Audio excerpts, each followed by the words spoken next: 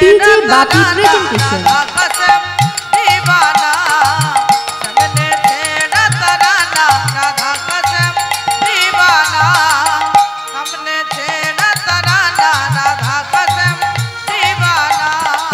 गौर बरन की राधा प्यारी, गौर बरन की राधा प्यारी, गौर बरन की राधा प्यारी। और सावली सूरत कृष्ण मुरारी, सावली सूरत कृष्ण मुरारी। राधा की प्यार में परवाना, राधा का श्याम दीवाना। सबने छेड़ा तराना, राधा का श्याम दीवाना। राधा की पायल छम छम बाजे, छम छम बाजे पायल, राधा रानी नाचे। श्याम ने छेड़ा तराना, श्याम ने छेड़ा तराना, राधा का श्याम दीवाना। सबने छेड़ा। श्याम ने छेड़ा तराना, राधा का श्याम दीवाना। सबने छेड़ा तराना, राधा का श्याम दीवाना। सबने छेड़ा तराना, राधा का श्याम दीवाना।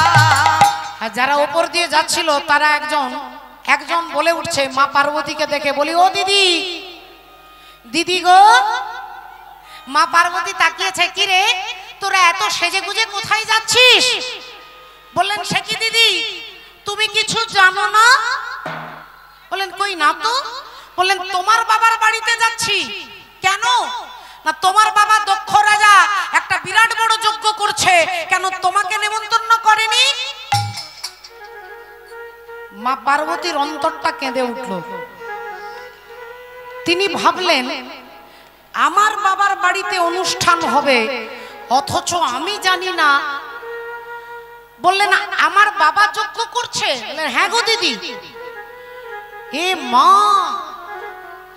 তোমাকে নেমন্তন্ন করেনি তাহলে? ইস, আগে জানলে এই রাস্তা দিয়ে আসতাম না। কি করে জানবো যে তোমাকে নেমন্তন্ন করেনি? বুঝতে পারছেন মা, মায়েদের পেটে তো এমনিতেই কথা থাকে না। মায়েদেরকে অভিশাপ দেওয়া আছে দেবর্ষি নারদের, যে কোনো নারী তার গোপন কথা পেটের মধ্যে রাখতে পারবে না। হরি হরি। দুজন দিদি পুকুর ঘাটে স্নান করতে গিয়ে একজন আরেকজন দিদিকে বলছে, জানো দিদি, কালকে তোমার ভাইয়ের সঙ্গে কি ঝগড়া হয়েছে, কি ঝগড়া। শেষে কিনা তোমার ভাই একটা গালে এমন ঠাস করে চড় মেরেছে, এই দেখো এখনো পর্যন্ত এখানটা ফুলে আছে। দিদি তখন বলছে, তুই আনকালচারের, তোর মধ্যে কোনো শিক্ষাগত যোগ্যতা নেই। ঘরে স্বামী স্ত্রীর ঝগড়া হয়েছে, তুই এখানে সবার কাছে বলছিস, ঘরের কথা কারোর কাছে বলতে নেই। কালকে যে তোর দাদা আমাকে জুতো পিটা করেছে, আমি কি আজ পর্যন্ত কাউকে বলেছি? হরি বল, হরে কৃষ্ণ। ভক্তিবতী মায়েরা এরকমই ব্যাপারটা। বলো দিদি, আমি যদি জানতাম যে তুমি কিছু জানো না, তাহলে এই রাস্তা দিয়ে আমি যেতাম না, কিছু মনে করো না বলেই চলে যাচ্ছে। মা পার্বতী দেবী মনে মনে চিন্তা করছে যে আমার বাবার বাড়ির অনুষ্ঠান অথচ আমাকে নেমন্তন্ন করেনি। তিনি সোজা এলেন ভোলেনাথের কাছে, আর এসে যেই হাত জোড় করে বলে উঠলেন, স্বামী, হে পরমেশ্বর, স্বামী দেবতা। যেই ভোলেনাথকে ডেকেছেন অমনি বাবা ভোলেনাথ মিষ্টি করে তাকিয়েছেন। হ্যাঁ বলো। পার্বতী বললেন, আপনি কি জানেন যে আমার বাবা দক্ষ রাজা একটা বিরাট বড় যজ্ঞ করছে? শিব ঠাকুর তিনি তো যেহেতু বৈষ্ণব, তিনি তো মিথ্যে বলবেন না। তিনি বললেন, হ্যাঁ হ্যাঁ হ্যাঁ আমি জানি। বলেন, তাহলে আপনি যদি জানেন আপনি আমাকে বলেননি কেন? তাহলে তো আমিও আমার বাবার বাড়ি যেতাম। ভোলেনাথ বললেন, আসলে আমি জানি, কিন্তু তোমার বাবা কিন্তু আমাদের নেমন্তন্ন করেনি। তোমার বাবা যে আমাকে অপমান করেছে, তোমার বাবা যে আমাকে ভাঙড় ভোলা বলেছে, এসব কিছু বলেননি। তিনি একান দিয়ে শুনেছে, একান দিয়ে বার করে দিয়েছে। কিন্তু তিনি বলছেন মা পার্বতীকে যে, দেখো পার্বতী, তোমার বাবা আমাদের নেমন্তন্ন করেনি, তাই ওখানে তোমার বা আমার কারুরই যাওয়া হবে না। যে এ কথা বলেছে মা পার্বতী বললেন, তার মানে আমার বাবা কি আপনার বাবা নয়? আমার গুরুজন কি আপনার গুরুজন নয়? ভোলেনাথ বললেন, নিশ্চয়ই। তোমার পিতৃদেব আমারও পিতৃদেব, তোমার বাবা আমার শ্বশুর মশাই, তোমারও গুরুজন আমারও গুরুজন। আর বিনা নেমন্তন্নে গুরুর বাড়ি, বন্ধুর বাড়ি, হিতৈষীর বাড়ি, এই তিনজনের বাড়ি আপনি বিনা নেমন্তন্নে যেতে পারেন। গুরুদেব যদি আপনাকে নেমন্তন্ন করতে ভুলে গেছে, আপনি বিনা নেমন্তন্ন যদি যাবেন, শাস্ত্র আপনাকে অনুমতি দিচ্ছে। এটা চৈতালি চট্টরাজের বক্তব্য নয়। বিনা নেমন্তন্নে গুরুর বাড়ি যাওয়া যায়, সেখানে কোনো অপরাধ নেই। বিনা নেমন্তন্নে বন্ধুর বাড়ি যাওয়া যায়। বন্ধু আপনাকে নেমন্তন্ন করতে ভুলে গেছে, কোনো কারণে বিভিন্ন ঝামেলায় হয়তো ভুলে গেছে, আপনি যদি বিনা নেমন্তন্নে যান, তিনি আরো বেশি খুশি হবে যে তোকে আমি নেমন্তন্ন করতে ভুলে গেছি ভাই, তুই কিছু মনে করিস না, আমি খুব খুশি হয়েছি। আর বিনা নেমন্তন্নে যিনি আপনার মঙ্গল কামনা করে, সেই হিতৈষীর বাড়ি যদি আপনি বিনা নেমন্তন্নে যান, সেখানেও কোনো অপরাধ হয় না। তাই বাবা ভোলেনাথ পার্বতীকে বলছে যে তোমার বাবা আমাকে নেমন্তন্ন করেনি বলে আমরা যাব না, এটা কিন্তু আমি বলতে চাইছি না। তাহলে না, যেহেতু তোমার বাবা আমাকে ভেবে নিয়েছে আমি ওনার শত্রু। মা পার্বতী বললেন আপনি কি কিছু করেছেন নাকি? ভোলেনাথ বললেন না, আমি গিয়েছিলাম ভৃগুমুনির যজ্ঞে, আমি চোখ বন্ধ করে ভগবানের ধ্যান করছিলাম, আমি অন্তরে তাকে প্রণাম জানিয়েছি, কিন্তু বাহ্যিক দৃষ্টিতে আমি তাকে প্রণাম করতে পারিনি বলে উনি ভেবে নিয়েছে আমি ওনার শত্রু। উনি ভেবেই নিয়েছে আমি ওনার শত্রু, তাই আমি বলছি পার্বতী তুমি যেও না। পার্বতী বললেন স্বামী আপনি তাহলে যাবেন না, কিন্তু বাবার বাড়ি যেহেতু, সেহেতু আমি কি যাব? বলুন না, আমি কি যাব? ভোলেনাথ বললেন যে তোমার বাবা যেমন আমাকে ত্যাগ করে দিয়েছে, তোমার বাবা কিন্তু তোমাকেও ত্যাগ করে দিয়েছে। এরপরে কিন্তু সেখানে গেলে তোমার অপমান হতে পারে, ওখানে গেলে তোমাকে কষ্ট পেতে পারো। মা পার্বতী বললেন আমি তবুও যাব। বেশ, তাহলে যাও। নন্দী ভিঙ্গিকে বললেন যা, তোরা মাকে নিয়ে যা, যেমন করে নিয়ে যাবি তেমনি ফিরিয়ে নিয়ে আসবি, যা।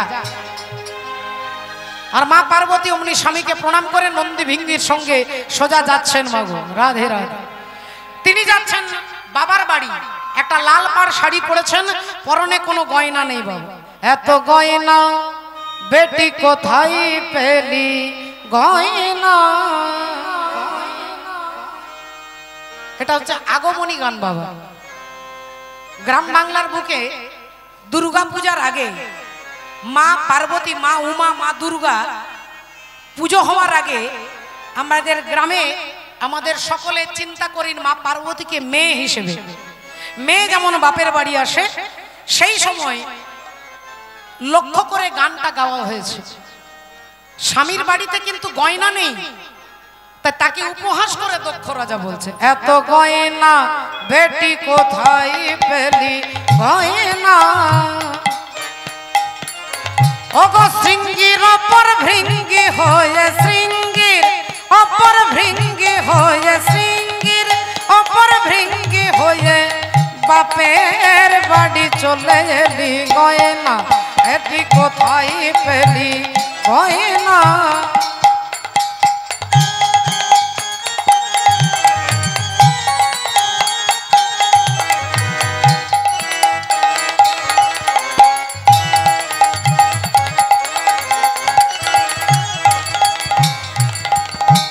অভাবটা তোর আছে জানা,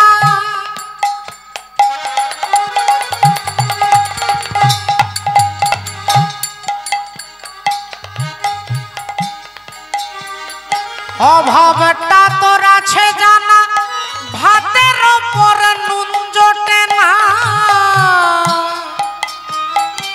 অভাবটা তোর আছে জানা,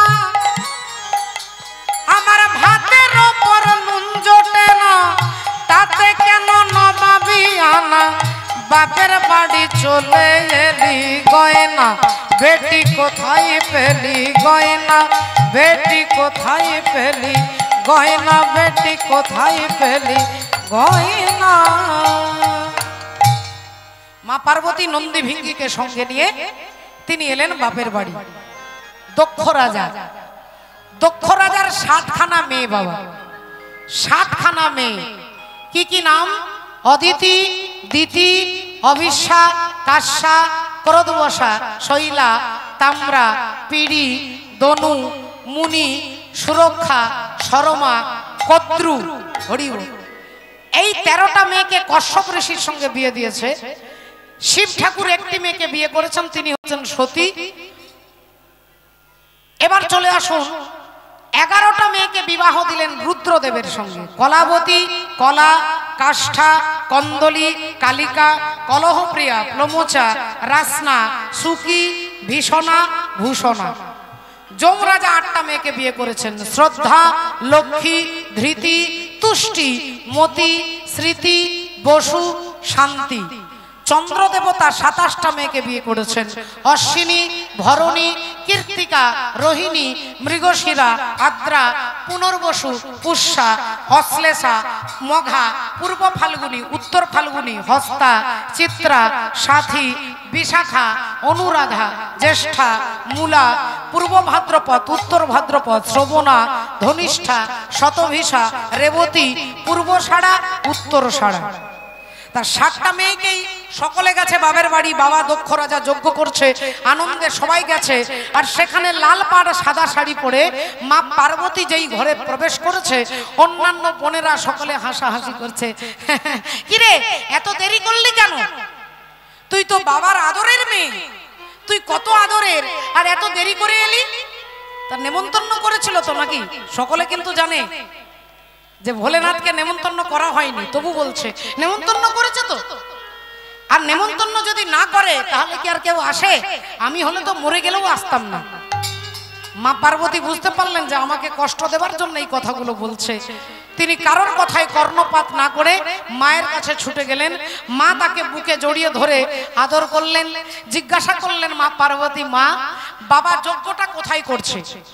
বললো চলে যাও, ওখানে সবাই গেছে, সমস্ত রাজা মহারাজা দেবতা গন্ধর্ব সব এসে গেছে, তুই চলে যা, বাবার সঙ্গে দেখা করে আয়।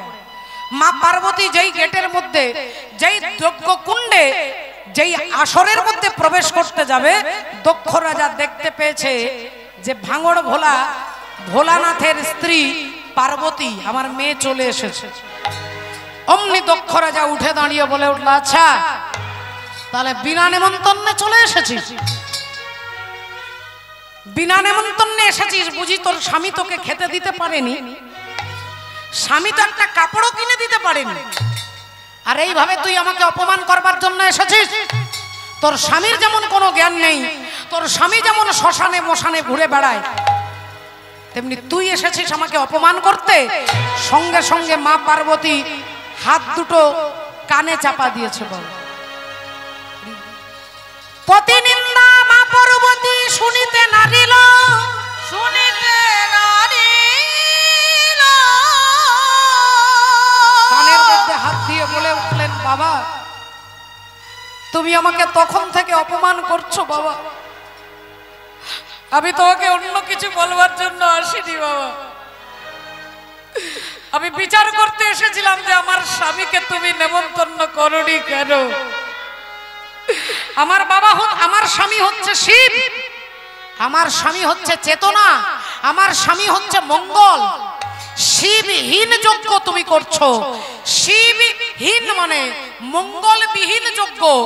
যে যজ্ঞের মধ্যে মঙ্গল চিন্তা না থাকে আপনি পুজো করছেন, আপনার যদি এই বুদ্ধিটা না থাকে যে গ্রামের সকলে যেন ভালো থাকে, আপনি যজ্ঞ করছেন, হরিনাম যজ্ঞ করাচ্ছেন, এখানে যদি উদ্দেশ্য না থাকে যে গোটা রাজ্যের গোটা বিশ্বের যেন কল্যাণ হয়, এই ভাবনা যদি না থাকে আপনার যজ্ঞটাই ব্যর্থ হয়ে যাবে। তাই মা পার্বতী বললেন তুমি যজ্ঞ করছো শিবহীন যজ্ঞ, মঙ্গলবিহীন যজ্ঞ, এই যজ্ঞটা কখনো সম্পূর্ণ হবে না বাবা। দক্ষ রাজা বললেন তোকে জ্ঞান দেওয়ার জন্য আমি ডাকিনি, বেরিয়ে যা এখান থেকে, বেরিয়ে যা। আর যদি এখানে দাঁড়িয়ে থাকিস তাহলে তোর স্বামীর নিন্দা তোকে শুনতে হবে। মা পার্বতী বললেন বাবা আমি তোমার মেয়ে, তুমি আমার বাবা, তুমি আমাকে জন্ম দিয়েছো, তাই তোমাকে আমি অপমান করে কথা বলতে পারি না।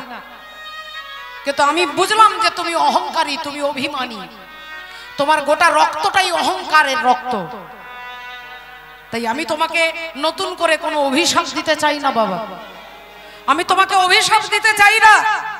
কিন্তু আমি এটা বলতে পারি যেখানে আমার স্বামীকে অপমান করা হয়েছে, যেখানে আমার স্বামী অনুপস্থিত, সেই যজ্ঞ কখনো শুভ কর্ম হতে পারে না।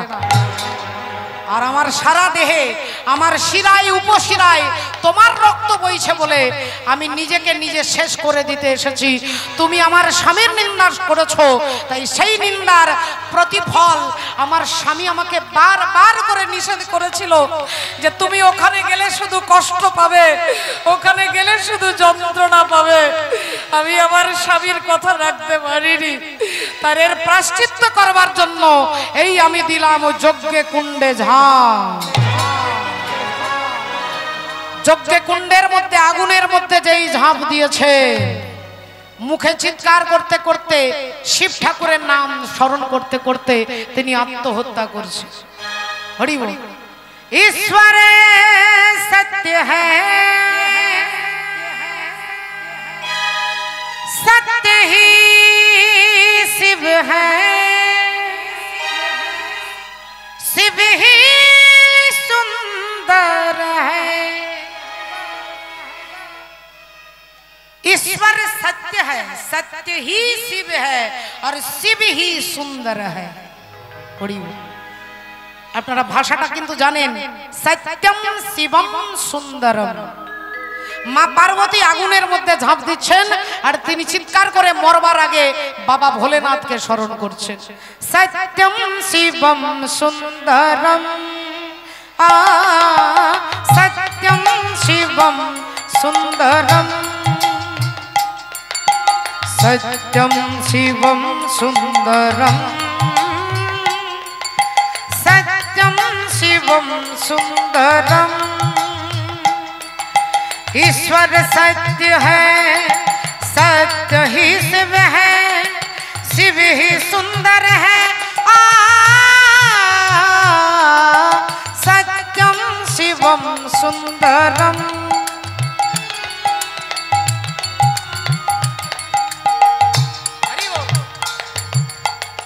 আগুনের মধ্যে ঝাঁপ দিয়ে তিনি আত্মহত্যা করলেন। মরবার সময় তিনি শিব শিব শিব বলে আত্মহত্যা করলেন। তাই যেই মা পার্বতীর দেহটা পুড়ে গেল, অমনি সমস্ত দেবতারা স্তব্ধ হয়ে গেল। সকলে কারোর হাত মুখে, কারোর হাত মাথায়, কেউ চোখ বন্ধ করেছে, কেউ গালে হাত দিচ্ছে, কেউ মাথাটা নিচু করে দাঁড়িয়েছে যে মা পার্বতী তার স্বামীর নিন্দা সহ্য করতে না পেরে আত্মহত্যা করেছে। দেবতারা স্তব্ধ হয়ে গেছে, ঋষিগণ অবাক হয়ে গেছে। আর অমনি নন্দী ভিঙ্গি চিৎকার করতে লাগলেন, ও গো মা গো,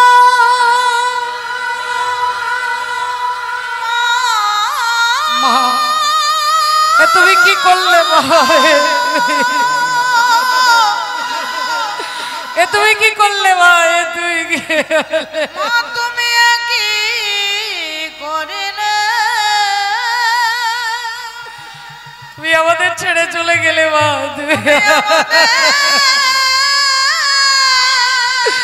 তুমি আমাদের ছেড়ে চলে গেলে। তুমি বলতে পারো মা, তুমি বলতে পারো আমরা এখন বাবার কাছে গিয়ে কি করে দাঁড়াবো? আমরা বাবার কাছে গিয়ে কি করে আমাদের মুখ দেখাবো? তুমি বলো মা, তুমি। নন্দী ভিঙ্গি কানতে কানতে যাচ্ছেন। ভোলেনাথ তিনি বসে আছেন। যেই নন্দীকে দেখেছে, কিরে তোরা একা ফিরে এলি, তোদের মা কোথায়? তোদের মা কোথায়? নন্দী কানতে কানতে বাবা ভোলেনাথের পায়ে ধরে বলছেন, বাবা আমাদের মা সারা জীবনের মতো আমাদের ছেড়ে চলে গেছে, বাবা আমাদের ছেড়ে চলে গেছে।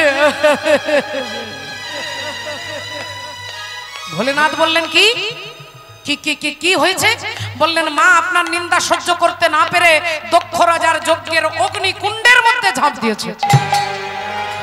সঙ্গে সঙ্গে বাবা ভোলেনাথ মাথায় হাত দিলেন আর একটা জটা ছিঁড়ে ওই জটাটাকে মাটির মধ্যে আছাড়।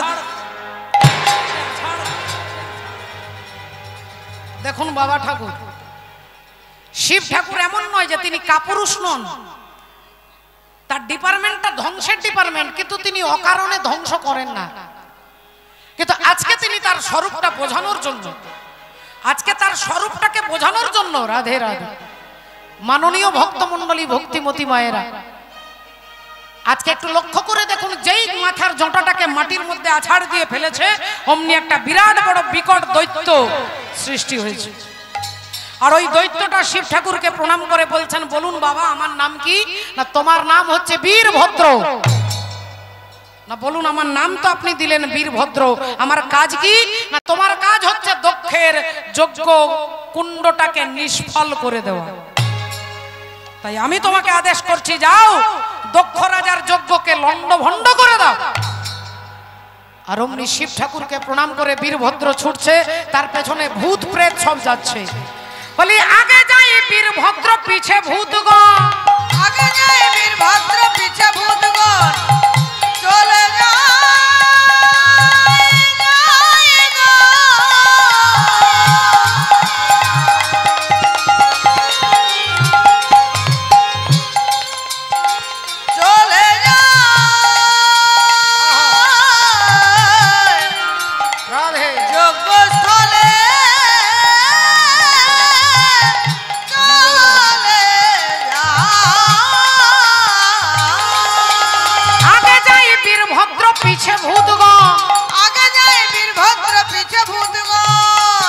আগে বীরভদ্র যাচ্ছেন, পিছে ভূত চেড়ি চামুন্ডা সব যাচ্ছে।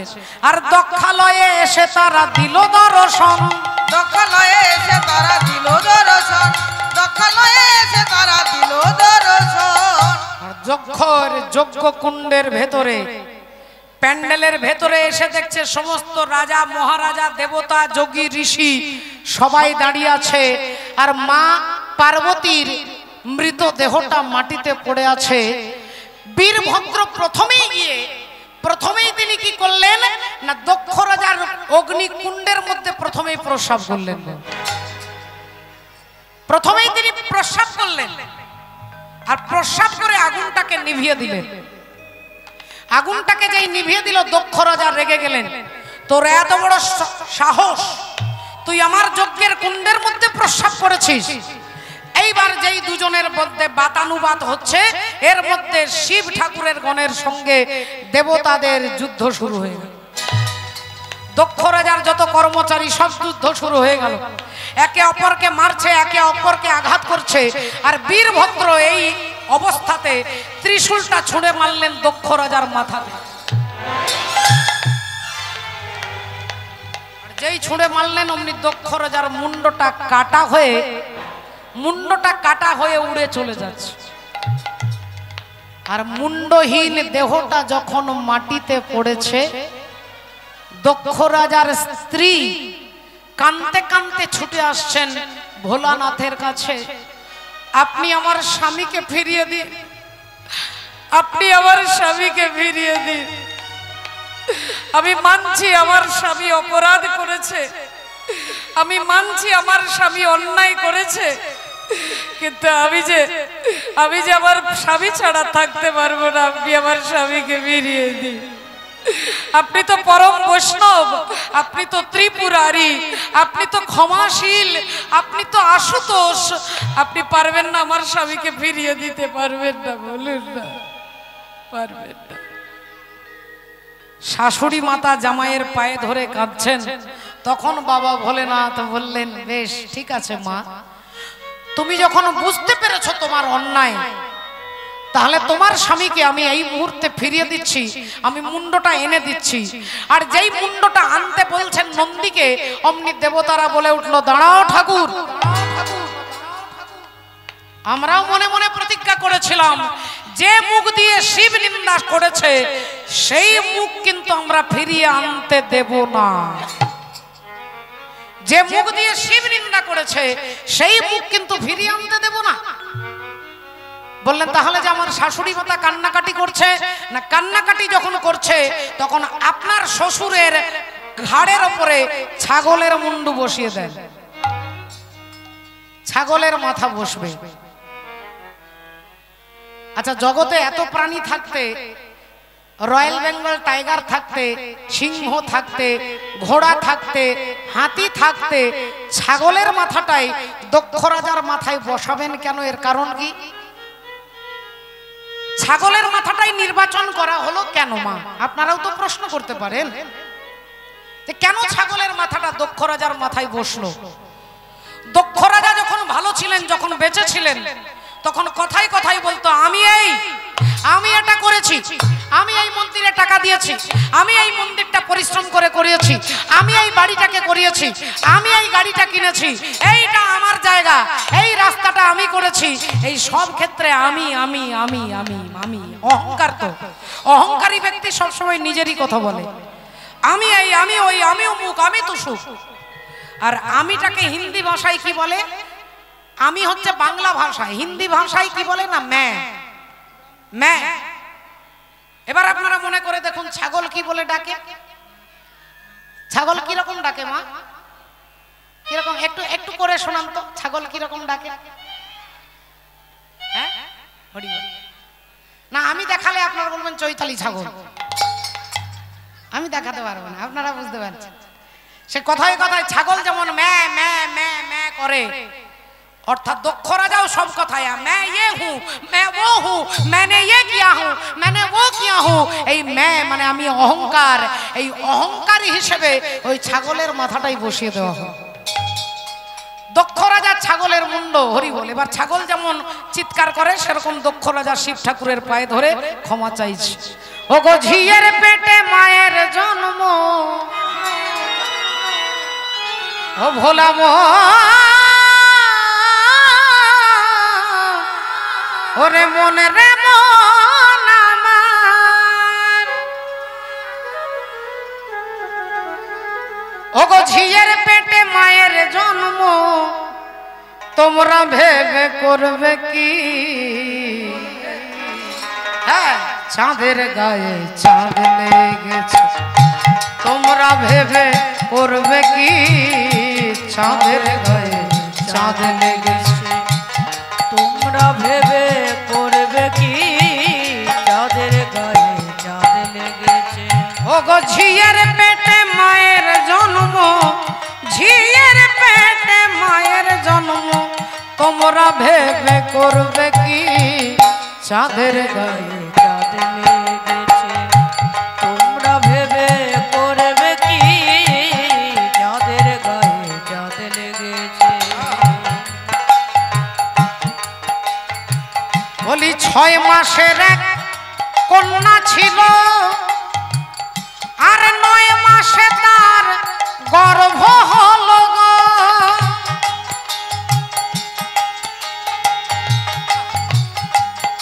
রাধে। 6 মাসের এক কন্যা ছিল, সেই 6টা কি না কাম ক্রোধ লোভ মোহ মদ মাৎসর্য, আর 9 মাসে তার গর্ভ হলো গো। 9টা কি না শ্রবণং কীর্তনং বিষ্ণু স্মরণং পাদ সেবনং অর্চনং বন্দনং দাস্যং সখ্যং আত্মনিবেদনং, নববিধা ভক্তি। আবার 11 মাসে 3টি সন্তান, ওগো 11 মাসে 3টি সন্তান, কোনটা করবে ফকিরি? চাঁদের গায়ে চাঁদ লেগেছে, তোমরা ভেবে করবে কি? চাঁদের গায়ে চাঁদ লেগেছে। ওগো ঝিয়ের পেটে মায়ের জন্ম, ঝিয়ের পেটে মায়ের জন্ম, তোমরা ভেবে করবে কি? চাঁদের গায়ে চাঁদ লেগেছে, তোমরা ভেবে করবে কি? চাঁদের গায়ে চাঁদ লেগেছে, তোমরা ভেবে করবে কি? চাঁদের গায়ে চাঁদ লেগেছে। বলি ঘর আছে তার দুয়ার নাই, ঘর আছে, আস্তে আস্তে আস্তে, ঘর আছে কিন্তু দরজা নেই। ঘর আছে তার দুয়ার নাই, আর লোক আছে তার বাক্য নাই গো। লোক আছে কিন্তু কথা বলতে পারে না, সেটা আবার কি? মায়েরা আপনারা ডিম দেখেছেন, হাঁসের ডিম, মুরগির ডিম, পায়রার ডিম, যে ডিম হোক না কেন, ডিমের ভেতরে একটা প্রাণী আছে। ডিমের ভেতরে, হাঁসের ডিমের ভেতরে হাঁস আছে, মুরগির ডিমের ভেতরে মুরগি আছে, কিন্তু ঢুকলো কোন রাস্তা দিয়ে? একটাও তো দরজা নেই। ডিমের মধ্যে দরজা নেই, জানালা নেই, তাহলে প্রাণীটা ঢুকলো কি করে? বলেছে ঘর আছে তার দুয়ার নাই, আর লোক আছে তার বাক্য নাই। যে আছে সে আবার কথা বলতে পারে না। ও গো ঘর আছে তার দুয়ার নাই, আর লোক আছে তার বাক্য নাই গো।